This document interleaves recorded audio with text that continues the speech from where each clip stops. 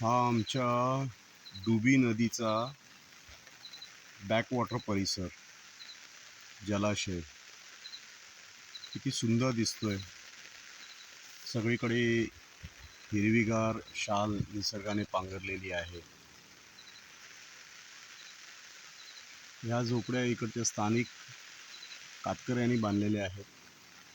ते मासेमारी, रेती काढणं असे व्यवसाय करून या झोपड्यांमध्ये राहतात. अजूनही त्यांच्या आर्थिक परिस्थितीमध्ये त्यांची आर्थिक परिस्थिती अजून काही सुधारली नाही. हा सर्व हिरवागार परिसर, इकडे विविध प्रकारची झाडं तुम्हाला पाहायला मिळतील. ही एक वनस्पती आहे, त्याचं नाव मला माहीत नाही, पण हे गणपतीच्या पूजेसाठी वापरतात. हे टाकळा आहे. कोवळा असताना याची भाजी करतात. हा फार सुंदर लागतो. कोकणातली ही निसर्ग संपन्नता, शेकडो पद्धतीच्या वनस्पती आणि प्रत्येकाचे काही औषधीय गुणधर्म पण आहेत, जे स्थानिक लोकांकडून वेगवेगळ्या गोष्टींसाठी वापरले जातात. उदाहरणार्थ, जनावरांच्या आजारामध्ये काही झाडपाला वापरला जातो. विंचू दंशामध्ये काही झाडपाला वापरला जातो. अनेक वनस्पती हे पश्चिम घाटाचे महत्त्व वाढवत आहेत. तुम्हाला जागोजागी वेगवेगळ्या वनस्पतीने परिसर भरलेला दिसेल. तसंच हा एक गावठी अळू, याला कोंब आलेला आहे.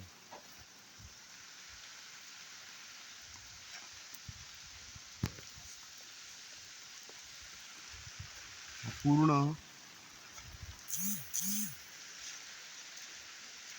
पूर्ण झाल्यावर असा हाताच्या आकाराचा उंच उंच होतो. दिसायला फार सुंदर असतो.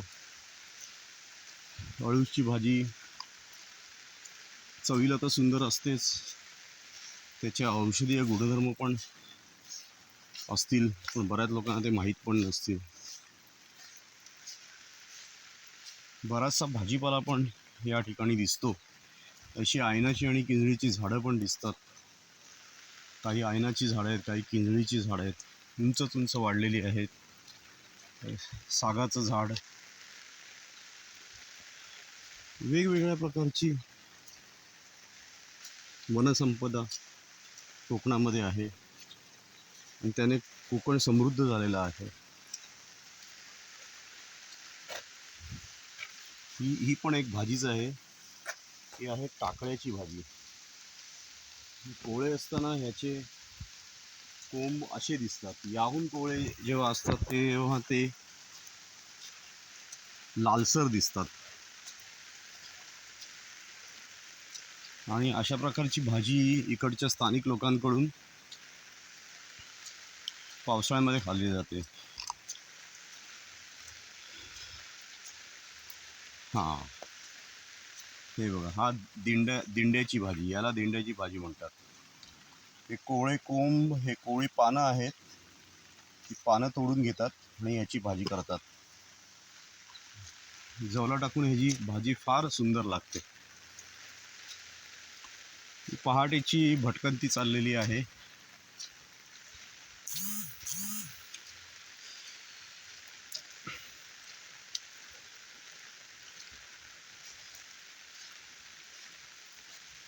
ही एक वनस्पती आहे. ही पण गौराई पूजनाला वापरतात. गौराई पूजनाला ह्याचं फार महत्त्व आहे. बहुतेक हिला आग लावी म्हणतात, आग लावी. सुंदर झाड आहे, वेलीसारखं झाड आहे ते. झाड असं मोठं नाही, खुरटं झुरपा टाईप आहे. फार सुंदर वनस्पती. देवीच्या पूजनासाठी पण वनस्पती बऱ्याचशा वापरल्या जातात. त्यातल्या काही तुम्हाला दाखवल्या. तेरडा हा प्रकार पण देवीच्या पूजनासाठी वापरला जातो. आपल्याला रस्त्यात तो दिसेलच. किती ही वनसंपदा आहे. कोकणाचा विकास हा पर्यटनाच्या दृष्टिकोनातूनच झाला पाहिजे. कोकणातील ही हिरवाई नष्ट झाली नाही पाहिजे. हा जो वारसा आपल्याला निसर्गाने दिलेला आहे तो पुढे पण चालला पाहिजे. नाही तर जशी मुंबईची अवस्था झाली तशी कोकणाची व्हायला काही वेळ लागणार नाही. कोकणामध्ये कुठल्याही प्रकारचे केमिकल उद्योग किंवा निसर्गाचा नाश करणारे उद्योग आले नाही पाहिजे. पण त्याचबरोबर कोकणी लोकांचं आयुष्य पण समृद्ध झालं पाहिजे. आमचं हे जे खोपी शिरगाव गाव, खोपी 7 किलोमीटर आधी लागतं, पण हे शिरगाव गाव हे सह्याद्रीच्या कुशीमध्ये सातारा आणि रत्नागिरी बॉर्डरवर वसलेलं आहे. इथे वरच्या बाजूला रघुवीर घाट जातो, जो की महाबळेश्वरला कनेक्ट करतो. सरकारची मंशा आहे तो राष्ट्रीय महामार्ग होऊन पुणामार्गे व्हाया सातारा पुणामार्गे बँगलोरला कनेक्ट व्हावा. बघूया कधी होतंय. पण इकडच्या विकासाला भरपूर वाव आहे आणि खास करून स्थानिक लोकांनी याच्यामध्ये महत्त्वाची भूमिका बजावली पाहिजे, जेणेकरून त्यांचं उत्पन्नाचं साधन पण वाढेल, त्यांचं जीवनस्तर वाढेल आणि या स्वच्छ, सुंदर आणि निरोगी वातावरणामध्ये जे शहराकडचे राहणारे लोक आहेत त्यांना 4 घटका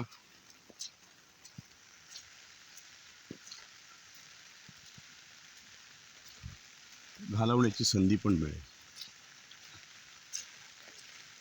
सुंदर हा निसर्गरम्य सगळा परिसर. वेगवेगळ्या प्रकारचे पक्षी पण आहेत.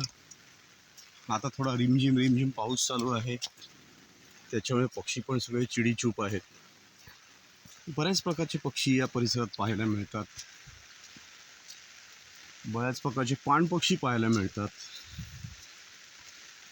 खंड्या, भारद्वाज, सुतार पक्षी,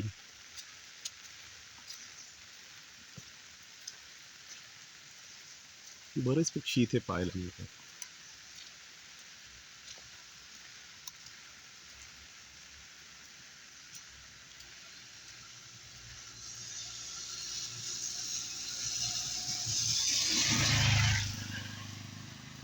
हा तुम्ही जो रस्ता पाहताय तो जवळजवळ 25 वर्षांनी रस्ता झालेला आहे.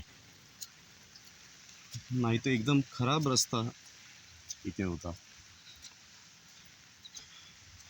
ते स्थानिक प्रशासन आणि राजकारण्यांच्या कृपेने यावर्षी हा चांगला रस्ता झालेला आहे. आता प्रश्न आहे, हा रस्ता टिकतो किती? गावाकडच्या स्थानिकांच्या रिक्वायरमेंट काही जास्त नसतात, फार कमी असतात. ज्या प्राथमिक सुविधा आहेत, आरोग्य, शाळा, स्वच्छ पाणी आणि दळणवळणाची साधनं, या पूर्ण केल्यावर गावी राहणं सुकर होऊन जातं. या बाजूला वरच्या साईडला डाव्या बाजूला रघुवीर घाट आहे, जो घाट हा रत्नागिरी आणि साताऱ्याच्या सीमेवरून जातो आणि आमच्या इकडून महाबळेश्वर जेमतेम एक 40 किलोमीटर आहे. सावंतवाडी, सिंधुदुर्ग, कुडाळ किंवा रत्नागिरीतील लोकांना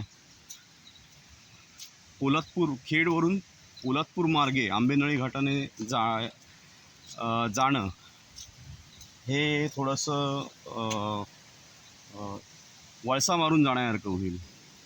पण जर ह्याच लोकांनी जर ह्या मार्गाचा वापर केला तर त्यांचे 10-15 किलोमीटर तरी निश्चित वाचतील.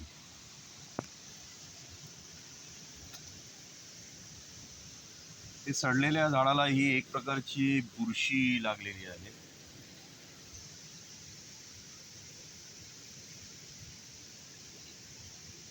त्याचे टेक्स्चर किती सुंदर आहे ते बघा.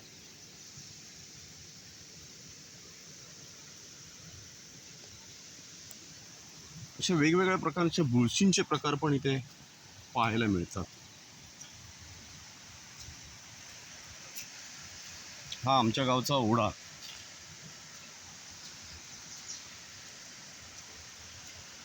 2 वर्षापूर्वी याला अचानक पूर येऊन या ओढ्याचं पात्र विस्तारित झालं आहे. ग्लोबल वॉर्मिंगमुळे आता पावसाचा पॅटर्न पण बदलतो आहे. पूर्वी संततधार पाऊस काही कालावधीने 8-10 दिवस पडायचा. आता जो पाऊस पडतो तो 1-2 दिवसातच पूर्ण महिन्याभराचा पडतो. हा ओळ इतका सुंदर आहे. याचे 20 वर्षापूर्वी मी फोटो काढलेले आणि त्याचं कॅलेंडर बनवलं होतं. ओळाच्या दिशेने डोंगरापर्यंत जाऊन फोटो काढलेले. तर मित्रांनो, ही कोकणातली जी निसर्ग संपन्नता आहे ते आपणच कोकणी माणसांनी जपली पाहिजे आणि ह्याचा आपल्या आयुष्याच्या विकासासाठी, वैयक्तिक जीवनाच्या विकासासाठी वापर केला पाहिजे आणि तो पर्यावरणपूरक रीतीने केला पाहिजे. तर भेटूया पुढच्या व्हिडिओमध्ये. आतापुरता नमस्कार.